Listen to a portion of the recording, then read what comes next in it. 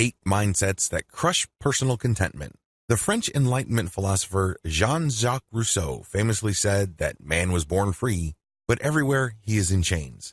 Of course, Rousseau meant this in political terms, but this is also true in spiritual and emotional terms. Most of the time, we hold the key to the mental prisons that we live in. We define the world in neat, tidy little boxes that spell out what we can and cannot do, who we can and cannot be, and where we can and cannot go. Almost all of this is arbitrary, but they are all too real because we make them real by believing in them. We were born free, but we refuse to turn the lock of the mental prison that we choose to be in. And much of this situation can be tied to 8 mindsets that work to hold us back and drag us down. Oftentimes, we're unaware that we have these mindsets. Still, the sooner you get out from under the influence of these, the sooner you will live a life of adventure, meaning, fulfillment, and paradoxically enough, control. See if you can identify any of the following mindsets. Letting go of them prepares you to live life to your fullest potential. You have to always be in control. The first mindset that crushes personal contentment is the very idea that you must always be in control of all areas of your life. Now, it doesn't take much human experience to figure out just how wrong this is. You've heard of Murphy's Law. The worst things happen at the worst time. You probably also know that life is what happens when you have other plans. Life has its own agenda. It spins on its own axis, regardless of our best laid plans.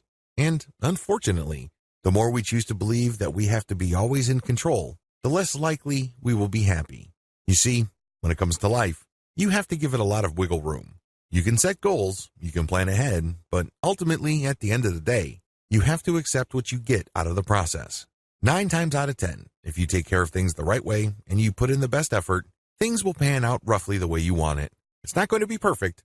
It's not going to fit the exact picture that you had when you were planning your goal, but it can come close enough. Unfortunately, if we believe that we always have to be in control, we rob ourselves of the joy of achievement. We can never quite seem to get there because we feel that we did not control all the variables. We refuse to be happy. Everyone cares about what's going on in your life. Another debilitating mindset that holds people back is the idea that the world is a stage and they are at the center of the spotlight. I don't know how to tell you this, but there are 8 billion people on this planet, and the number is continuing to grow. Everybody's got enough problems of their own. While it may seem that everybody makes a big deal of your shortcomings and personal drama, at the end of the day, they don't really care. They've got too much on their plate already. Still, we would like to believe that everyone cares about what's going on in our life. It's as if we're in a microscope. What we're really doing is we are mentally putting ourselves in the center of the universe, which is the farthest place from where we really are. It gives us a sense of control. It definitely gives us a sense of importance. But the problem is, the more you believe that everyone cares about what's going on in your life, the more likely you will try to live your life to please others. This is a serious problem because you have to live your life based on what matters to you. Of course, this has limits. You can't live your life to harm other people. You can't live your life in a way that other people are hurt. But at the end of the day, you have to live your life for yourself. You have to take care of yourself. Self-care is the foundation of responsibility. Unfortunately, the more we hang on to this distorted belief that people really care about what's going on in our lives and look to us as some sort of center of gravity, the more likely we would live our lives to please other people or to live up to impossible standards. Everyone looks up to you for support or as a standard. This mindset is just a variation of what I discussed immediately above. You have to understand that people have enough problems of their own. While people can voice their support and express their admiration of you, at the end of the day, their standard has to be themselves because that's what they're going to come back to. At the end of a person's life, I can guarantee you that they're not going to be thinking about how they lived up to somebody else. Instead, they're going to be examining the kind of life they actually lived. It all comes back to that point. We all have a home, whether we accept it or not. Unfortunately, when we believe that everybody looks up to us, either for assistance or to set us up as some sort of standard, then we end up playing all sorts of games with ourselves where we often create standards that are meant to impress others, but are not really rooted in who we are. Again, living your life for others is commendable. To a certain degree, it's praiseworthy. But at the end of the day, you still have to take care of yourself. You still have to base your life on truth. And one of the worst lies you can play on yourself is to think that you are some sort of standard. Not because the standard truly comes from your experiences and your values, but because you want to impress other people. You lose sight of the truth trying to become the truth to others. It's paradoxical and, ultimately, destructive. Your parents and loved ones will not be happy if you are not perfect. Human beings have a tendency of blowing things out of proportion. This, of course, comes from the fact that we tend to read too much into the signals that people give us. Every single day, people are saying stuff to us. They're definitely sending all sorts of verbal and nonverbal signals. We interpret these. That's what we constantly do. But we get into trouble when we read meaning into them that is not logical. We stretch the rational meaning that we can possibly read into something. It's not uncommon for people to look at reality based solely on what they think is real. In other words, they're not looking at objective truth. Instead, they're protecting their own insecurities, inadequacies, or misconceptions. Unfortunately, one of the most common ways we do this is when we think that the people who love us the most in this world expect us to be perfect. It may be based on some sort of objective statement, but we blow it out of proportion. We stretch it to the point that it breaks, and it breaks away totally from reality. You have to understand that your parents expect the best from you because they want you to live the best life. But they also are adult enough to understand that ultimately, you have to find your own way. All of us have to do that.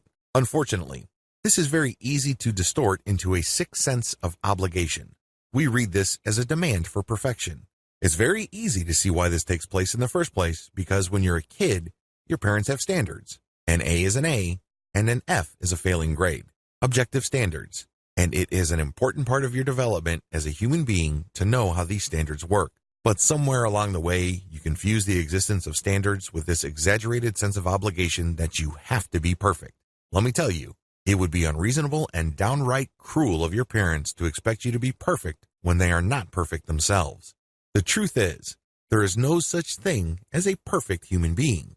We are in no position to expect perfection from others when we ourselves are not perfect. But unfortunately, all of this is lost to you if you suffer from this mindset. Instead, you read into the signals that you're receiving from your parents and the ones that you truly admire and respect the most in this life as a call to perfection. It first starts out as having a standard, but it gets twisted and exaggerated into something that oppresses you. Believe it or not, standards are supposed to push you upward and outward. They are what make you successful. They are what make you a better person. But they have limits, and we cannot read into them all sorts of insecurities that they become shackles. And that's precisely what happens to people who think that everyone else looks up to them for support or some sort of standard, or that loved ones will not be happy if they're not perfect. You always have to be better than others.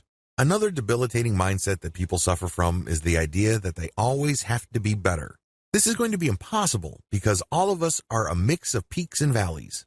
Seriously, even Bill Gates or Jeff Bezos, the world's richest man, is flawed, limited, and lacking in some areas of their life.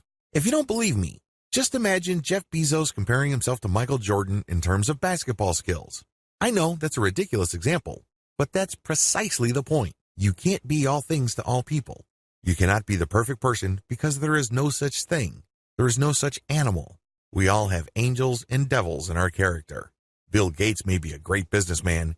He may be a great innovator and an amazing philanthropist, but he's probably a lousy basketball player. The problem when you think that you always have to be better than others is that you have to beat everybody across the board. You have to be a better philanthropist. You have to be more compassionate. You have to be better looking. You have to be a better conversationalist. You have to be amazing on the basketball court, across the board. Do you see how impossible this is? Good. Let go of the mindset that you have to be better than others to allow yourself to feel fulfilled, complete, contented, and happy. It's just not going to happen. People care if you fail. This is a big one. This really flows from the mindset that everyone cares about what's going on in your life. So, when things fall apart and don't work out the way you anticipated or planned, you take it very personally. You feel less of a person. You feel like you have massively dropped the ball. Let me let you in on a secret. Everybody fails. People get divorced. People get thrown in jail. People do end up doing things that they shouldn't do. People make wrong decisions that mess up their life. Regardless of how you define it, everybody fails. Now, it's one thing to assume that people will have some level of concern for you when you're down on your luck. That's okay. That's healthy. That's the way it should be. That's why we have support networks. That's why we have loved ones like family and friends. But to take this to a ridiculous level and assume that people care and obsess about your failures is nothing less than a form of masochism. You're just beating yourself up. You have to understand that as spectacular as your bankruptcy, your divorce, your jail sentence, your disease, your depression or sense of personal disaster may be, at the end of the day, everybody's got their own problems to take care of. Everybody's got their own personal failures to attend to. Sure, people might sit up and pay attention and say, "Wow, that is harsh," or "Thank goodness that did not happen to me." But at the end of the day, they move on. So should you. Unfortunately, the more you think that people are obsessed about your failure, the worse your failures become. How come? Well, you're less likely to try again. You get knocked down and you stay down because you're so afraid of how people will laugh at you and point at you because you failed. You create all these reasons and excuses not to try again. Let me tell you, the only way to fail is to quit, and that's precisely what you're doing. Happiness is a destination. One of the most toxic mindsets that can get in the way of any kind of personal contentment is the idea that happiness is some sort of destination. You find yourself working to set up goals, and once you achieve them, you're still not happy because you feel that you will only be happy if certain things fall into place. Well, life being the way it is will prevent this from happening. As awesome as things may be in your life, there will always be room for improvement. That's what makes life awesome. It's also what makes it frustrating because everything does not fall into place. There's no neatness to this. You just have to accept what you get at a certain level. In other words, you have to move on. But when you think that you will only be happy when certain things happen in your life, the more you work towards those goals, the more you realize that you can never be happy. Because once you work toward your goals, your definition of happiness or the destination that you set for yourself changes because the process changes you. Believe it or not, setting up a goal transforms your life because the work that you put in, the process that you go through, and most importantly, the setbacks that you experience, change you. While all of this is going on, don't be surprised if your definition of happiness or your goals change as well. What other people think about you is more important than what you think about yourself. Finally, one mental shackle or pair of handcuffs that we need to get rid of is the idea that what people think of us is more important than what we think of ourselves. Let me tell you, at the end of the day, people have to be responsible for themselves. You have to be responsible for your own happiness, fulfillment, and contentment. And the more you think that the judgment of others trumps your own assessment of yourself, the less likely you will feel content because you're basically living your life for the approval and validation of others. At the end of the day, you're the one who's going to have to live your life, not them. You owe it to yourself to at least accept and be content with what you have set for yourself. This means accepting your decisions. And unfortunately, when we play this game with ourselves that other people's impressions, validations, or appreciation is more important than what we ourselves think about our lives, we put ourselves in a downward spiral. It really is a psychological and emotional pit. It gets worse and worse.